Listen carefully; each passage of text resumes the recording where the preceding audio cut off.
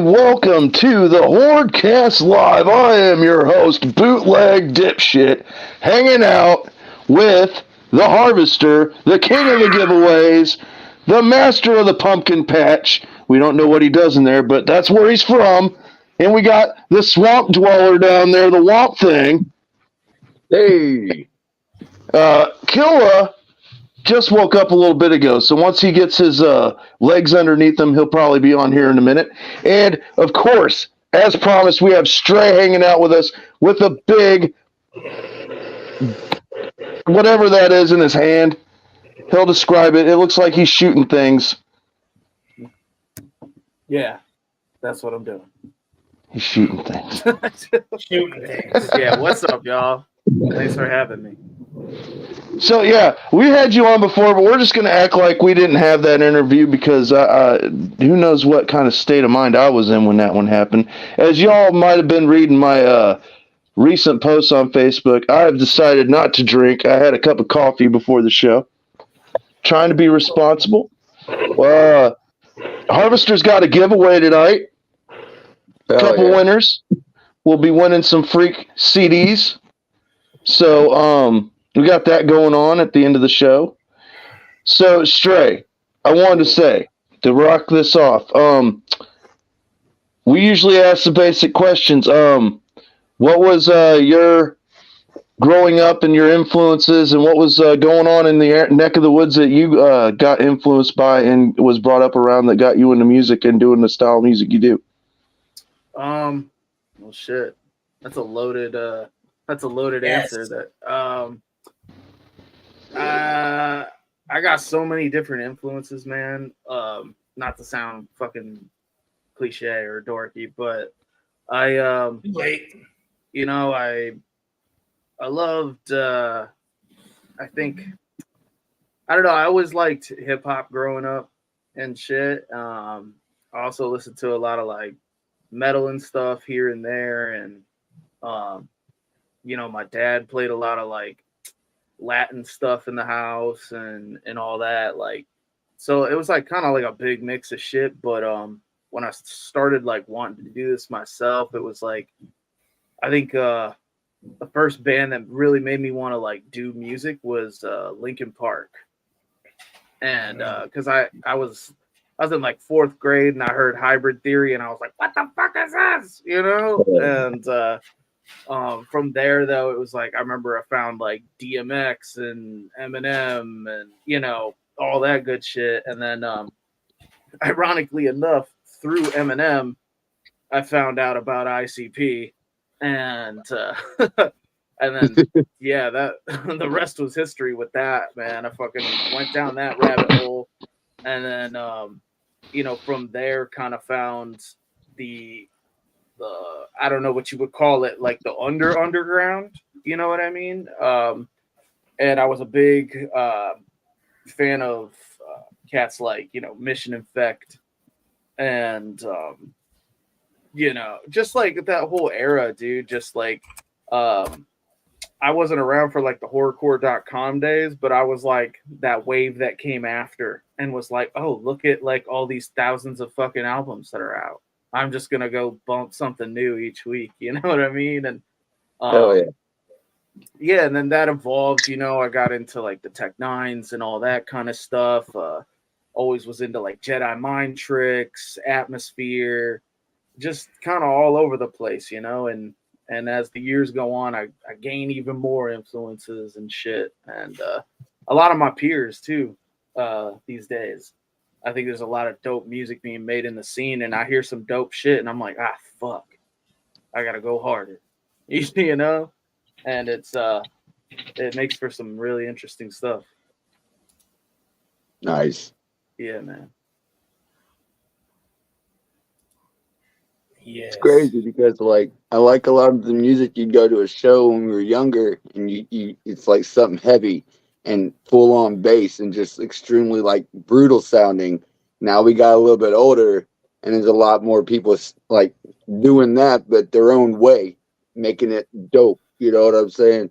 Yeah, man. I think we live in a really cool time where it's like, I think we're all the generations that grew up kind of when genres started bending, and they started like really just mixing stuff. And I think today's music, especially whether it's underground, mainstream, like whatever, hip hop shit, rock shit, it everybody is blending genres and shit right now, and it's really like you can see people wearing their influences on their sleeves, and it's really really cool because it's I don't think you're hearing a lot of things these days where it's like, oh, this person sounds like this person. It's like, nah, that sounds like this and this, you know what I mean? And Maybe a little bit more in the metal genre, because we went through this era of bands all sounding similar, where as the gent thing took off, it seemed like you had your bands that were holding it down from the previous decades that did the deathcore and stuff and did like the new metal stuff. They were still doing it and holding it down, but there were so many bands that sounded like Meshuggah mixed with Linkin Park. It's like, let's sound heavy and hell then yeah. sing real clean in the chorus. And it felt like a lot of bands get lost when there's an oversaturation of the same things. I think that's why the 90s was so great for metal, because it was new. We were adding things like funk to it, and then later hip hop. And then, before you know it, and even before that, there was industrial, which had a rock metal edge to it, not just, technical, beats and drum machines and stuff like that. There was still guitar in that. So, I mean, absolutely. I mean, even if you think about the foundations of hip hop in general, man, it was a genre created from sampling other genres. You know what I mean? So it was like that was the beginning of your blending. And I think just like the rest of the world is catching on, like now you got like dudes doing you got rap dudes doing country and like like I mean, there's a lot of bullshit out there. Like, don't get me wrong, but it's interesting. Like you are getting a lot of cool like new artists and shit that you can hear their influences and stuff. Like even people in this scene, man. It's like you can hear the influences from different people, but they're different interpretations. You know what I mean? Like half the artists in the scene are all like, yeah, man, I'm inspired by ICP and Twisted. You know what I'm saying?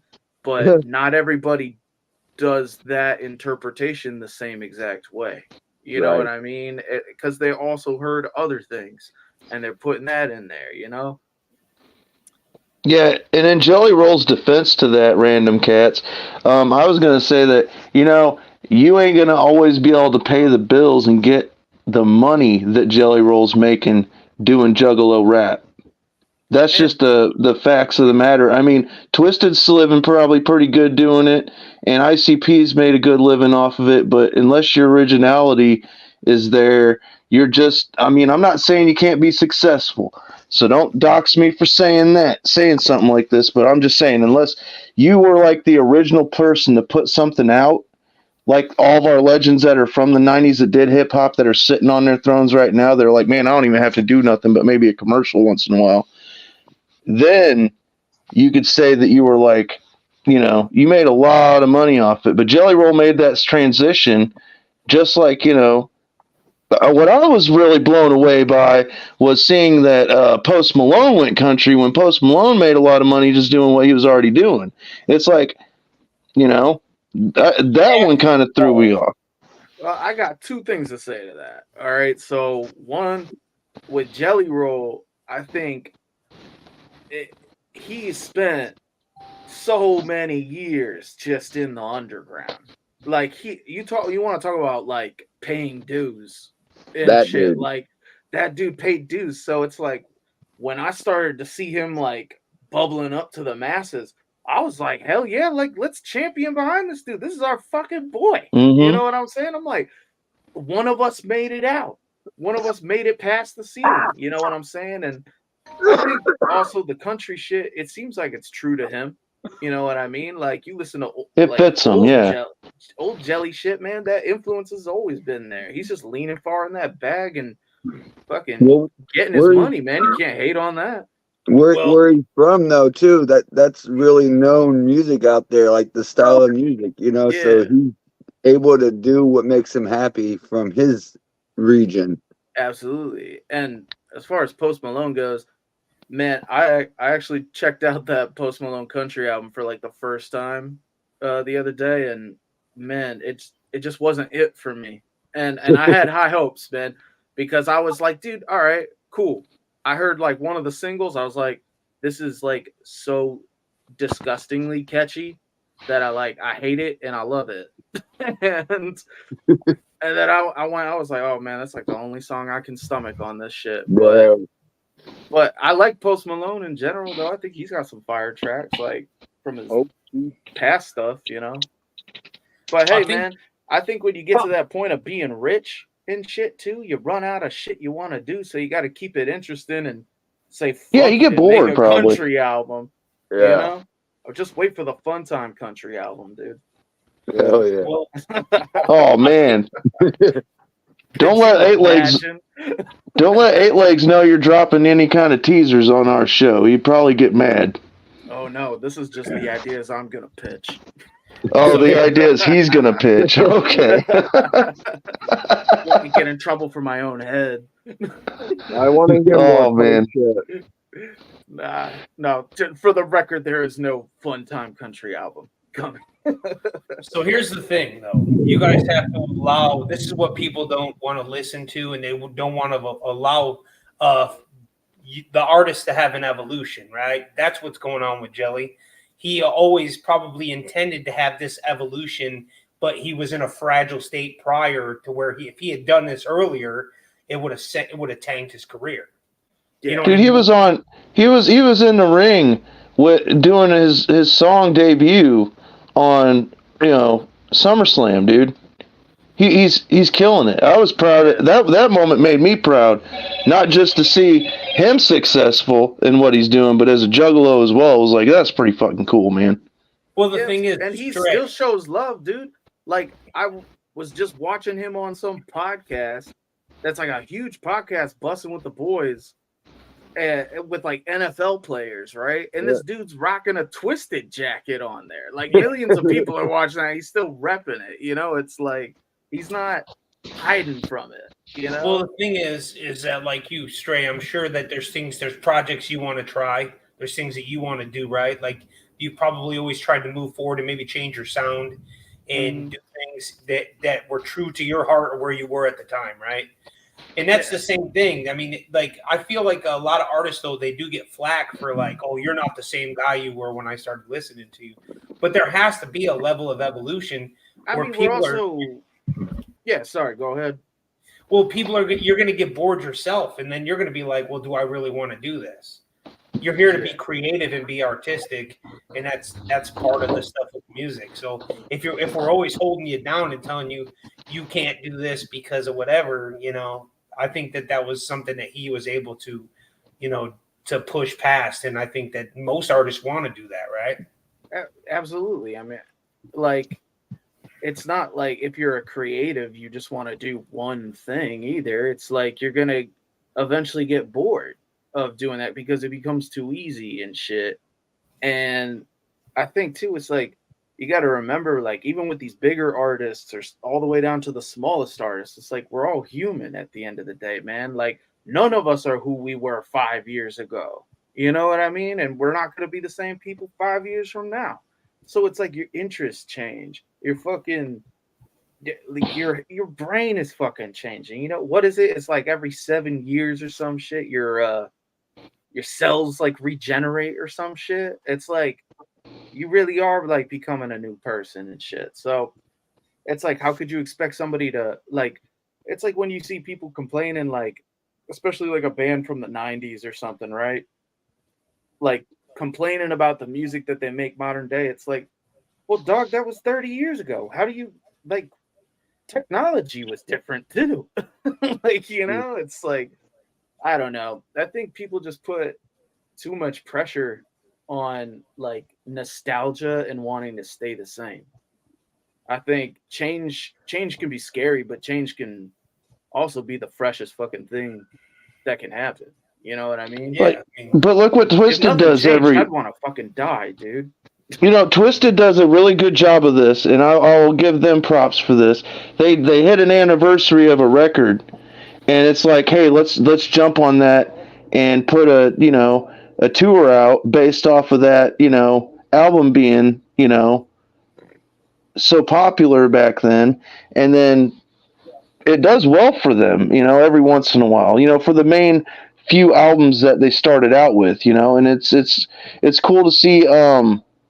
I've yet to be to one of those festivals that has all these nostalgia acts all together because I myself can't afford to travel like that far and go do something like that. But when you said something about the blender of subgenres that went on, I'm glad that our little corner of the underground that we all pay attention to went through that same process. So now that we can say, hey, I listen to this style of this or this style of that, and like when I first saw you, Stray, you were in Sky Swamp Orange at Camp Zool, and I was like, okay, I figure these guys are metal dudes, or liked because they're here because of the show they're at. They do dig hip hop, and then I got to listen to your guys' music and was like, okay, they're like a new metal band. But then you joined Funtime Guys, and now you're doing a lot of soulful stuff and doing a lot of clean singing vocals for them.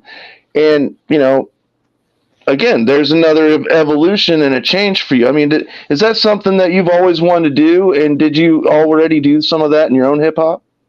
Uh, so it's definitely not something I always wanted to do.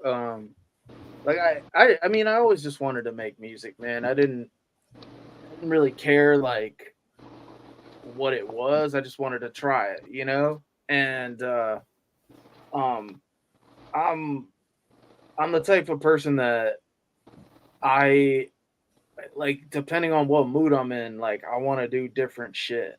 You know what I mean? Like I know that with Sky Swamp, like I can let my like balls to the wall rage out over there, like we could be screaming like banshees, but also we could be getting into some vibey fucking, melodic kind of shit too. And that's always fun because it's a different dynamic with my brothers over there, because you got the whole live aspect of that. And then it's like my solo stuff is just kind of like whatever I'm scribbling on the wall, you know what I mean? That's like my truest form of self-expression. And then with Fun Time, it's kind of like they approached me to do the work that I did, and that was out of my comfort zone and shit. But that kind of excited me at the same time because the stuff that I would be doing with them, like you'd never hear that, like I don't know, especially like the more poppy kind of sounding stuff. Like you would never hear me do that in my solo stuff or Sky Swamp. You know what I mean? And Like the Funyuns song, the OnlyFans, Only Fun, yes, like yeah. yeah, like But that's like totally like different from your usual well, style, but see that it's that kind great. of stuff, it starts as a joke. You know what I mean? And the more that I built a relationship with Legs and Whip, you know, they got me to let my guard down and not be so serious in like my music and stuff. So and it was like my solo stuff. It's very much just kind of venting and helping me like process my emotions and stuff, right? And with them, it's kind of like I can let loose and no pun intended, literally have fun. You know what I'm saying? So it was like when Whip first sent me the OnlyFans song, it was like it started as a joke. You know what I mean? And I was like, oh dude, like I got some shit for this. And just sending him something, he's like, what the fuck, dude? He's like, this is great. Like, and it really, like me working with them, dude, it just came about like so fucking organically. But it's like, I don't know, I feel like it's a whole nother side of my personality getting to like work with those guys. Like I get to just goof off and have fun and say some like outlandish shit and try to just make the catchiest shit that I can. It's fun. And it all And started with you guys recording that the pop punk song. actually, no, it started with No, the first song that I think we did together.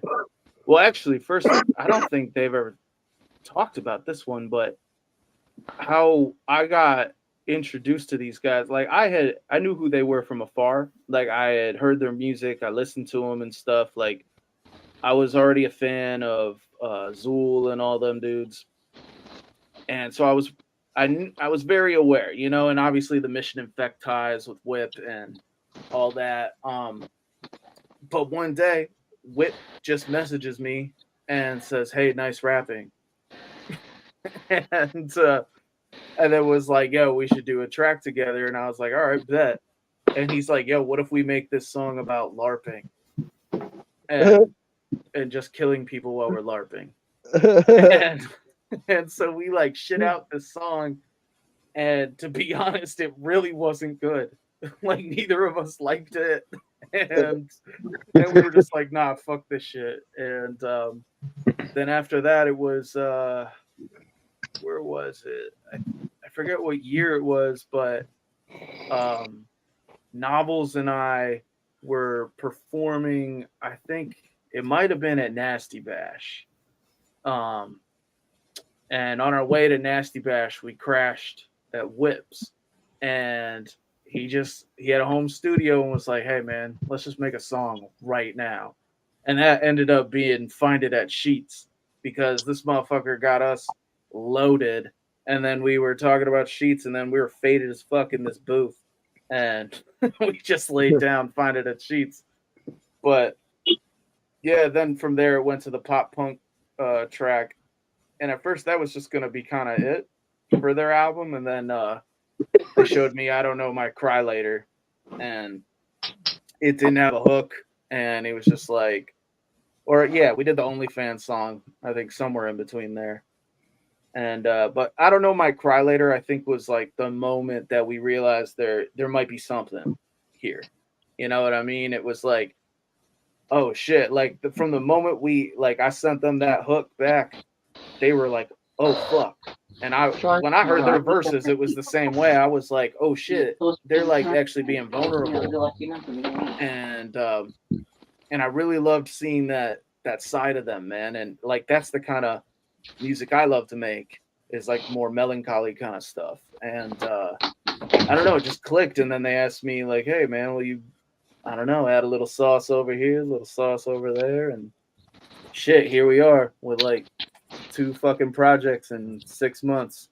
Right, but was this truly all done kind of almost consecutively all together? Like, was some of these songs that on this on the They Wouldn't Let Us Film Here, is that like, I've heard rumor that some of them might have been B-sides to the other album before it?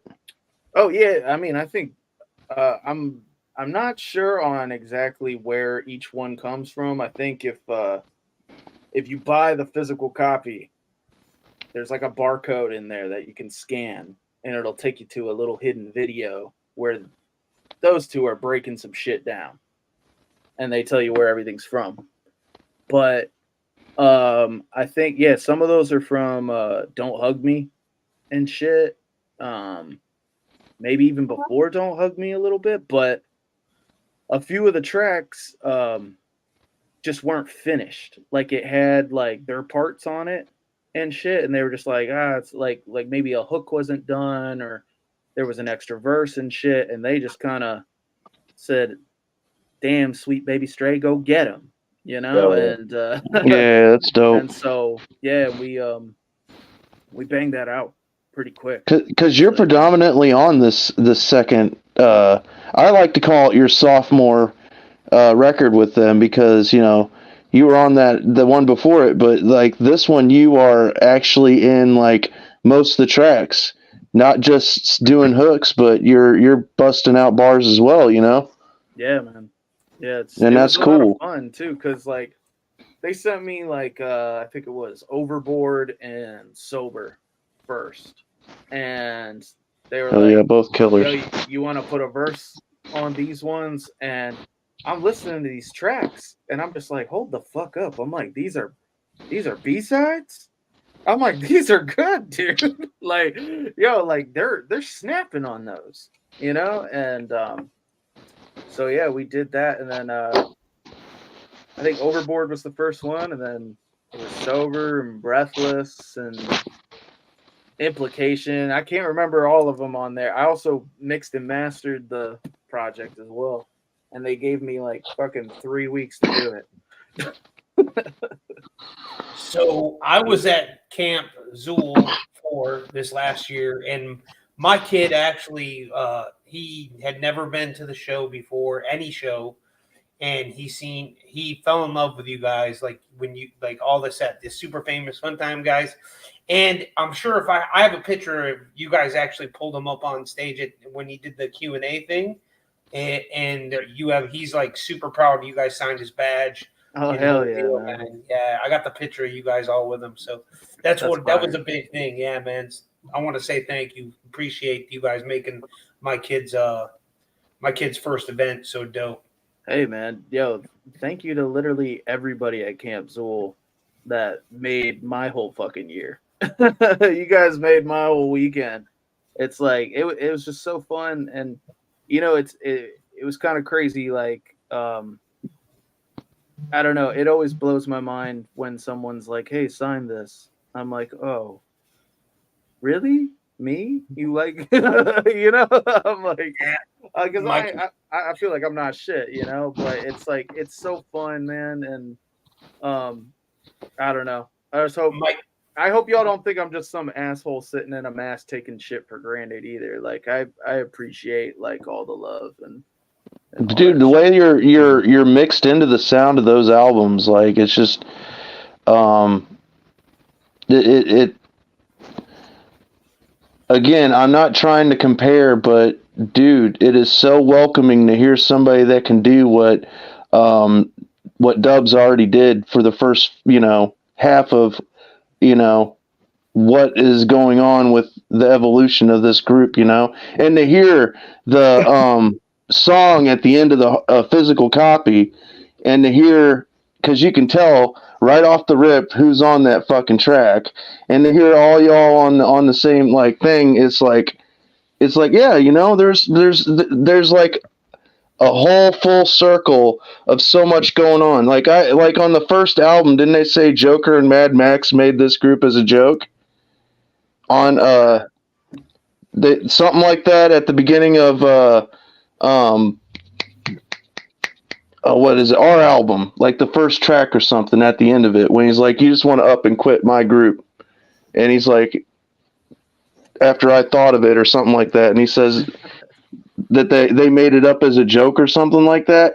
And then he's got Joker on one of the tracks in this album, and it seems like it's so. What I'm like circling around to is this album going to be like, since it's a volume 1, project, is this going to be like their Forgotten Freshness or their Cryptic collection? Will this be a chance for them to put out stuff in the future that they didn't feel like were finished, or that they could return to the well with?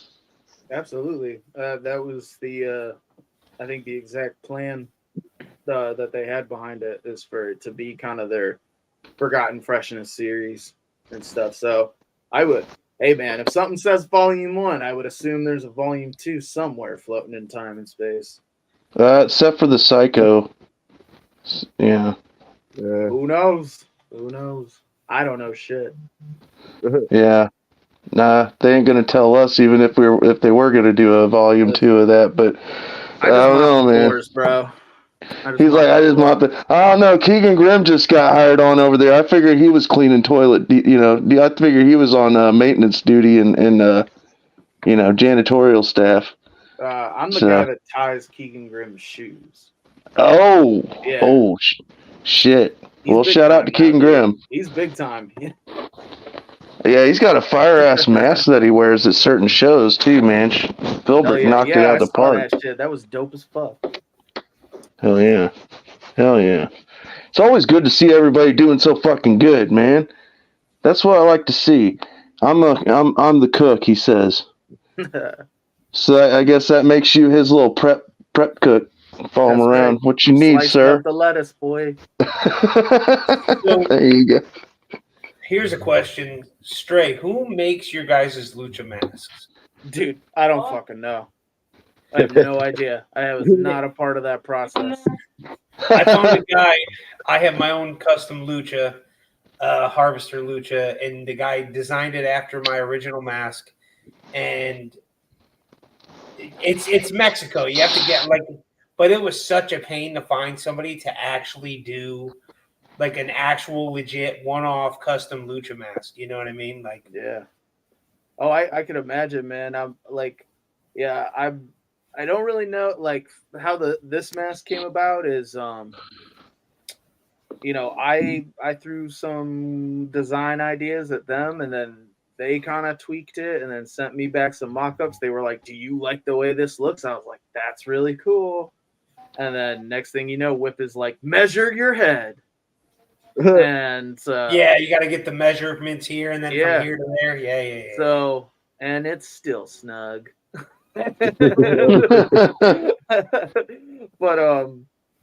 yeah, man, I have no idea where they get it, and I'm sure if I did know, I wouldn't be allowed to say.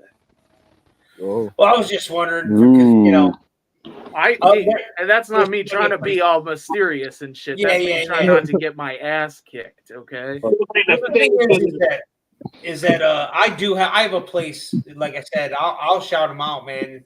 It's Romero Mask Works, but the dude's right out of Tijuana, Mexico, and he makes dope masks. Everybody's seen my Harvester lucha mask, and the dude's dope. I was just wondering because I spent a lot of time finding that guy. Like everybody else, I would reach out and they're willing to make you like a one color, like just a slip fit. You know what I mean? Like they're like, we can do that, but they keep it so tight knit and secret over there, man. They won't even tell me. They're just like, "Hey, you show up when you're supposed to show up and wear your uniform, okay?" Yep. No stains on it. That sounds like no eating spaghetti before you come on, dude. He gets the neck pissa treatment. Get your mask on. Let's go.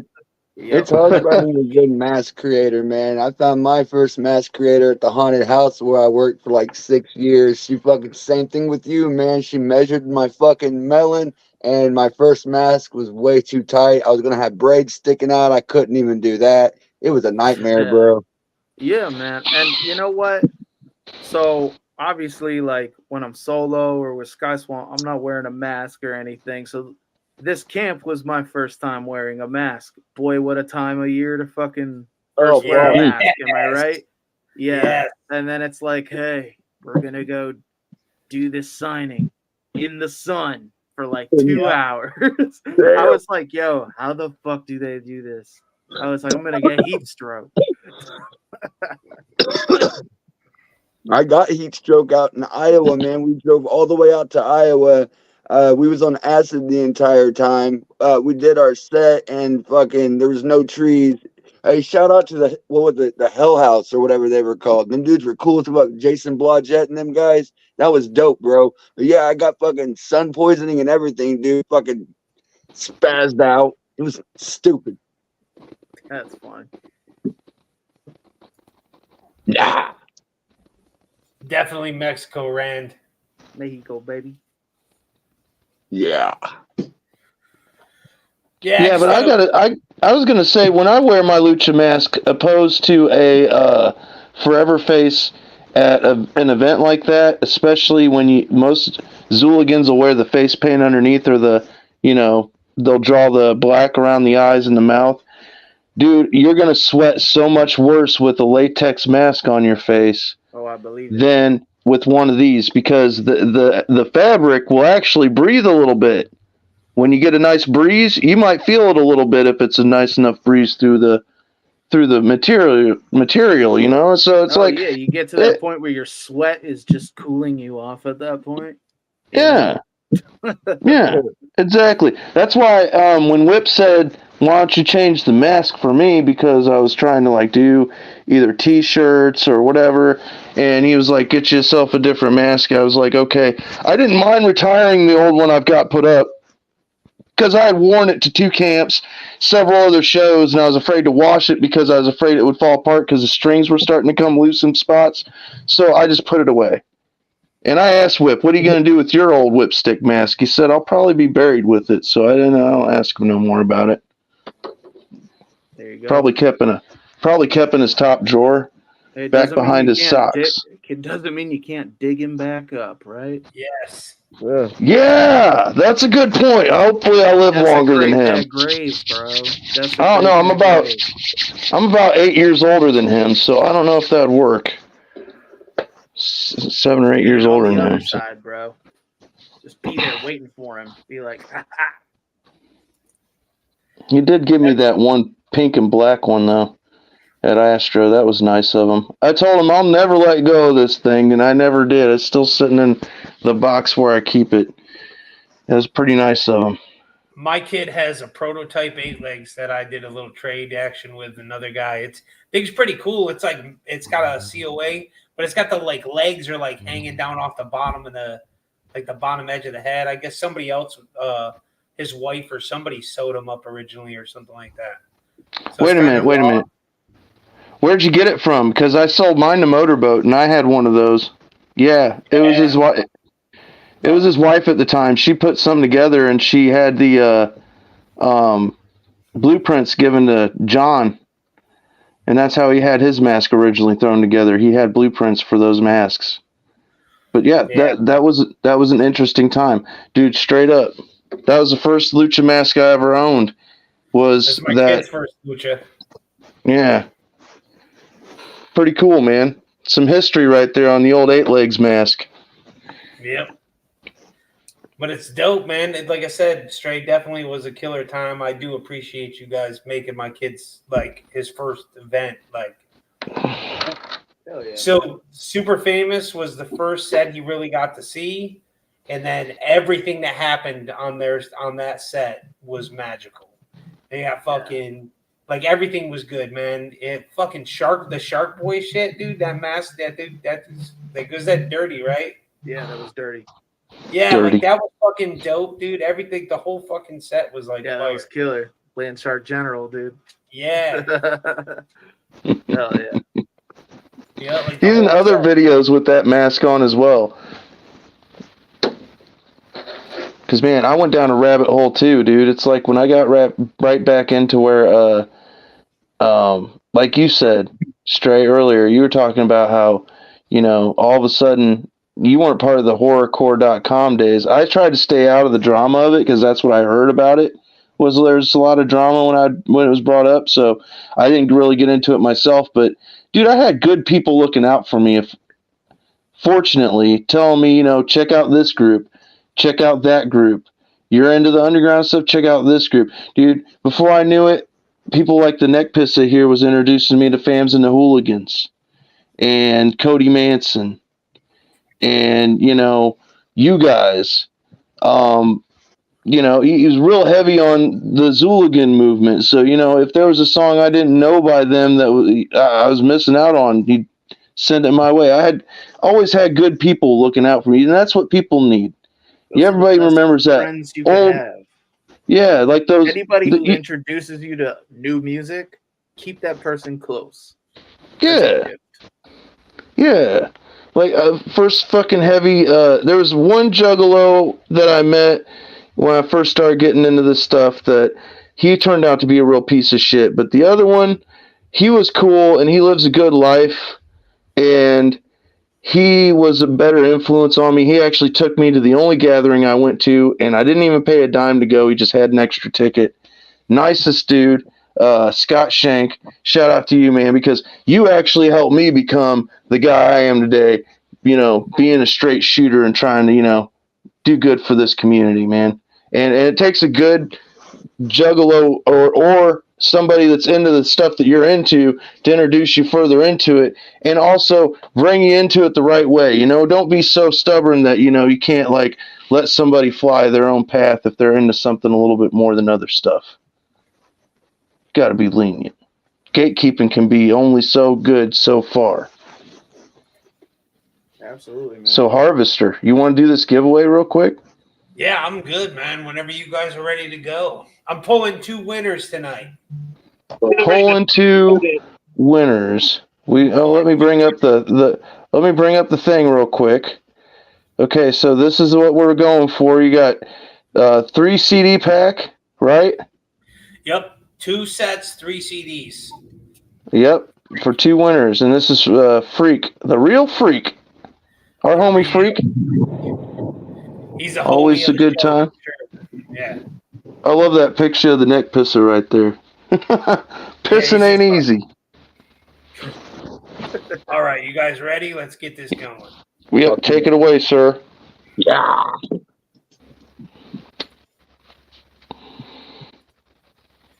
All There right. he goes. Roll number 1. Roll number 1. Zulbear Nova looks like. Zulbear Nova. Yeah, that's Miss Carrie, I believe. Congratulations. All right. There you go. There's number 1. Let's see what the next one is.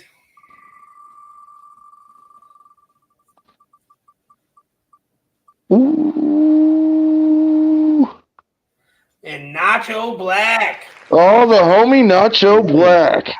Yes, sir. Oh, yeah. Very nice. Congratulations. That's cool. Yeah. 2 fabulous winners right there getting some stuff. I remember Scott Stabby, who won last time, the Boy God Mask. Boy, was that guy happy to win, man. Oh yeah, and it really, I mean, he's had a kind of a little bit of a rough patch. So I mean, I'm glad that it went to somebody that was so grateful to have it. It was a good thing. I mean, yeah, it couldn't have gone to a guy that needed something going on that would brighten his day, you know? Little pick. Right on. Yeah. And I guess do next a giveaway every show. every month. Yeah, I think. usually have about 2. We usually have about 2 a month. Yeah. Word, man. I'll donate probably, some shit if you guys want to fucking raffle it off there. Oh, yeah, I was gonna say I could reach out to you. I don't know if I got you on the book of the face, but I could look and see and add you up, and then we'll talk. Usually, I purchase the stuff from whoever's on, and I use it as a way to kind of, it gets us some views, and it also gets your stuff out to somebody that maybe wouldn't have seen it before. Ah, man, you ain't gotta buy it. I'll send you some copies of my shit. Dope, there you go. That'd be killer. Next time he has this is the Pebs one you're talking about in September? Yep, it's gonna be. I'm actually gonna run that one for the extent of the month, so that way I can get it to somebody in the beginning of October, so they can paint it. It's an unpainted Peb Pumpkin version 3, and I'm putting in a Peb's Effects cloak as well. It's the black and green boy, and it's brand spanking new. Literally, it's gonna be a nice little package.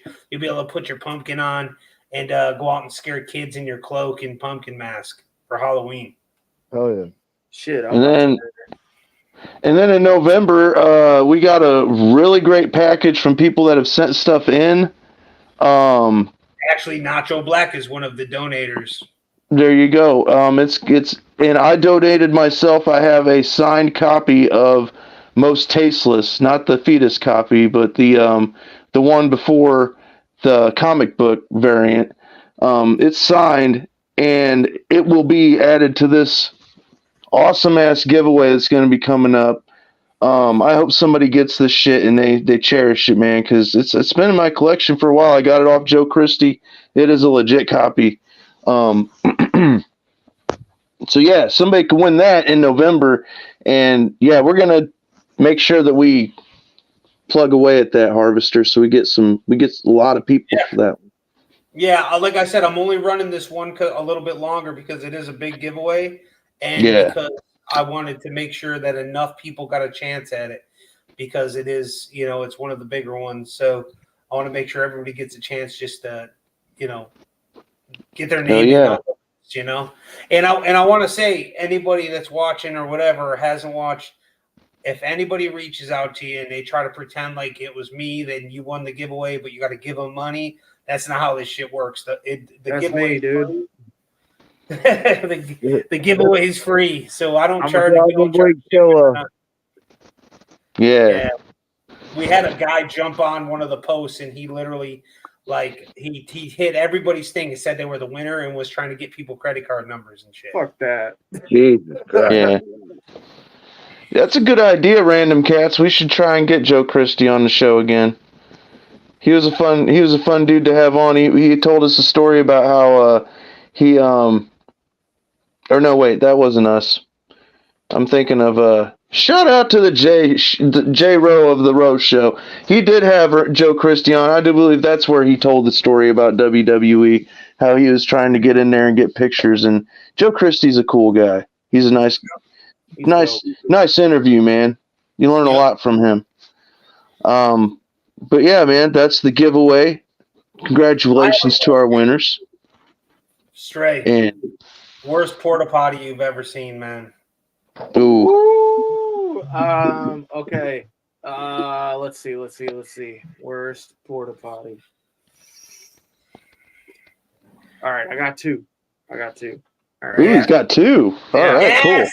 I love it. cool. He's so excited. One was you guys ever heard of the festival Bonnaroo? No, but now I want to. Okay, so it's like a really like it's kind of like like Coachella and stuff. Oh yes, that sounds. It's like stinky. that, but it's in Tennessee, right?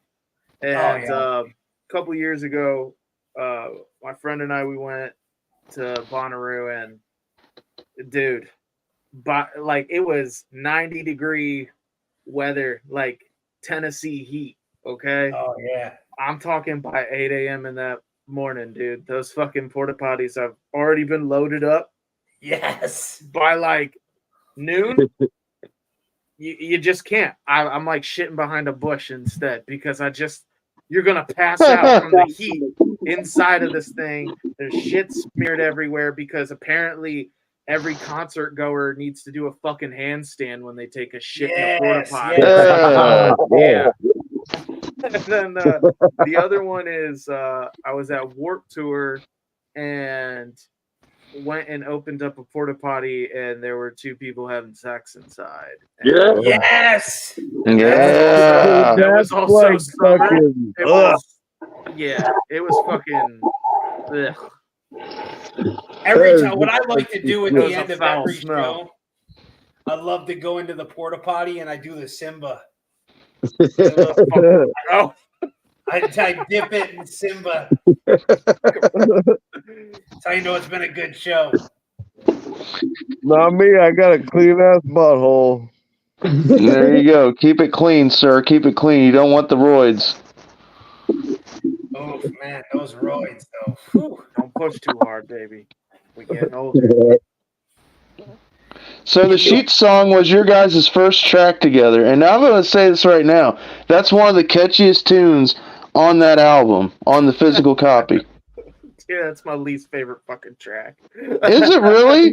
It really is because you know what? I hate my verse on it because one, Whip's home studio at the time, when you went to record, he didn't have headphones, so you couldn't hear like anything. Like you couldn't, or you could hear the beat, but you couldn't hear yourself. So I couldn't gauge how loud to be, like on the microphone or anything. And we had been indulging in a lot of greenery throughout that whole night. So I was a little, I was a little faded. I'm like, I'm feeling hungry. Because I was hungry, man. I was legit hungry. And then we walked the Sheets. So, but I tell you, Novels, he came through on the Folded and Sheets. Like, that shit, I just remember fucking just falling out of my chair when he was doing that shit, dude. It was so fucking funny. That's a cool dude right there, too. Novels is a very interesting cat. He has a great sense of humor. That's a national treasure right there, man. Yeah. I love that he comes out dressed like a king when he does his performances. It's great. Only for awful, man. Yeah. We're getting him on here in a couple months. Yeah, we should. Man, yeah, shout because out we to still Novels, we still got dates open, man, till the end of this thing. Before we stop for the year.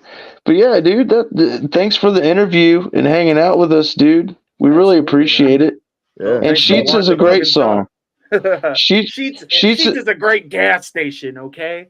And I don't Yeah. hear any of this Wawa business. What about okay? the Buc-ee's, dog? You got to do a I Buc-ee's never been. song next. I never been. You know, that'll be volume 2. Okay. I'll go to Buc-ee's. Go to Triple Buc-ee's. threat. You got to Triple do threat. it. You got to have the Buc-ee's pajamas when you do it, though. Shit, dude. I'm so ready. I heard The you could Beamer literally. pajamas. You know what? I think Buc-ee's just saw Sheets and they were just like, let's throw a little Walmart in this. Yes. And then Buc-ee's is like the fucking Walmart of gas stations. Yes. Yeah, man. That's crazy. Yeah. Absolutely, man. Thank you for having me, guys, man. I appreciate you wanting to chat. And yeah, So man, you got anything coming up in the future? Like, I mean, you got something. I mean, you can't. Obviously, it's going to be a surprise if you're going to play at the Fun Time guys because they want to make it like a spectacular thing. Like, I get that, but you did say in post that you were planning on doing some stuff in the future with Sky Swamp. Yeah. So as far as Sky Swamp goes right now, it's on a little bit of a hiatus, I guess you could say, but that's just because, like, there's no bad blood or anything like that. Like, those are all my boys. It's just we all kind of live far from each other now, and you know, it's life, man. You know, not everybody's got time. You know, different people have different obligations that they have to tend to, and you know, also them also being like hella creative dudes. It's like they all have creative stuff that they do outside of music as well. That nobody, not everybody can create at the same time. You know, yeah, exactly. And you know, it's like they're, you know, how I look at it, Sky Swamp is something very near and dear to my heart, and is a part of my DNA. You know, so it's like Sky Swamp. We don't ever want it to be the thing where we're just churning out like a million things for you to, you know, just to compete in the rat race, so to speak. It's always going to be from our heart, and it's always going to be when it needs to happen, you know. So it'll happen, but you're sure is that why there was Is that why there was a lot of focus on you and Novels working together on the stuff that you guys worked on, because you guys were like still in the area and still were continuing to try to. I mean, I know it's your own stuff, but you guys try to tie a little bit of that style into it at times.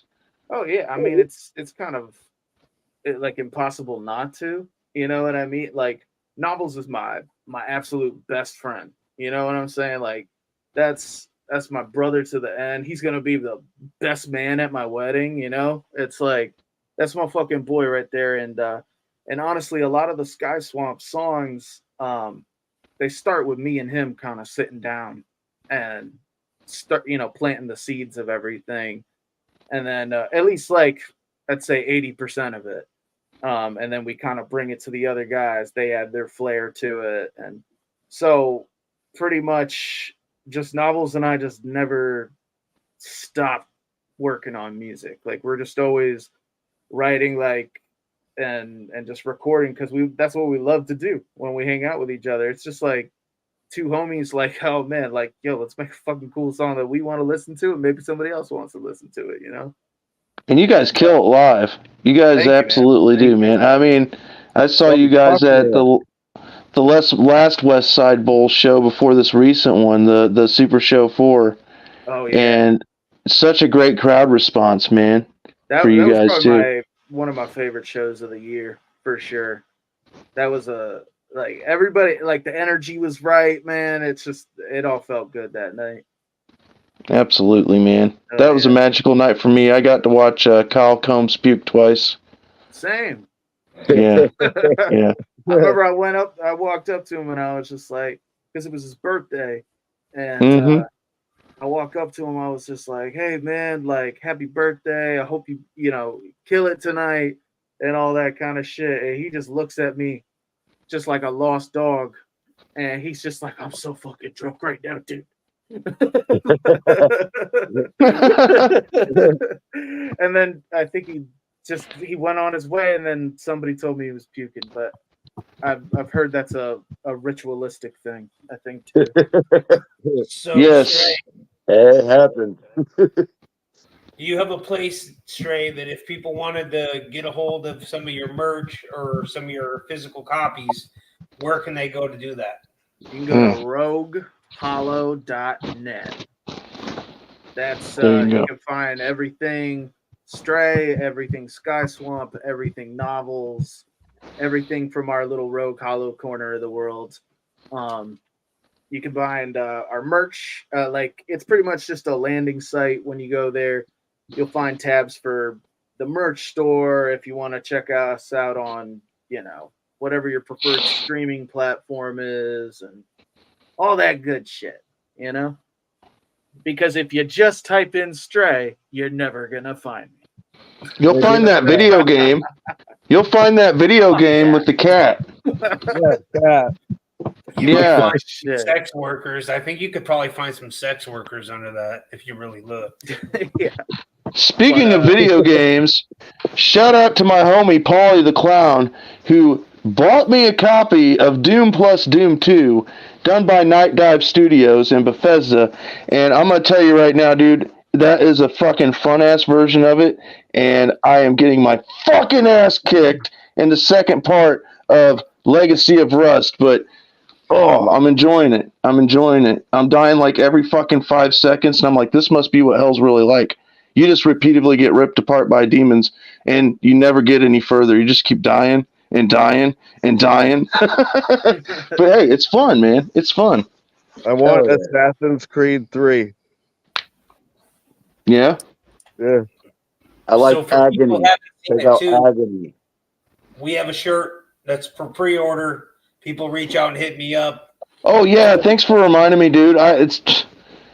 I know that I ain't drinking, but damn, dude. Like, I cannot believe I didn't even think about that. Yeah. That is not the version that we have ready, but Night Owl Prince is putting together the shirt.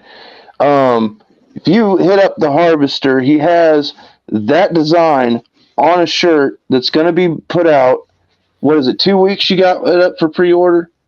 I've been to let it run a little bit because slow for traction or whatever, So I'm gonna give it some time for the people that do end up wanting it, so we can make sure everybody gets it. All right. Well, then everybody's got time, man. Just go ahead and check it out.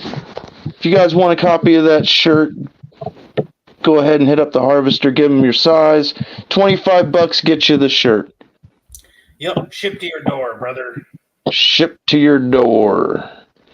Well, again, Stray, we want to thank you for being on. You sounded awesome in the new Fun Time Guys CD. I can tell that you, even if some of those tracks were done before the album before it, I myself feel like this is one of those albums that hangs right up there with How to Fit a Discography on a Cassette, which is real big because that's my favorite album. And Mom's Not Offended, She's Concerned, and Don't Hug Me from the Front, because those are like all like main stables for me when I introduce this band to people. And that's one of the albums I'm going to point to now and say, you want to hear some good shit and you're curious about this group, check this album out, because that album, in my opinion, has been a breath of fresh air for the underground lately as we wait for Zool to come out with their new shit. Absolutely, man. And so thank you. I appreciate you saying that, man. I think Volume 1 is it's a really good kind of like sampler of like all their styles and like what they kind of do. You know what I'm saying? Like, there's a little horrorcore in there too, not just the goofy shit. You can tell. Yeah. Oh yeah, dude. Ruthless Aggression. Like, yeah. That fucking. Man, when I was mixing that joint, I was just like, I heard Legs verse, and I was like, "What the fuck, man?" It's just like, this is hard as fuck. But, I like the Being Creative song too. I love that one too. That one's really good. It's a great track as well. That's a great one. Shout out to Keegan on that one.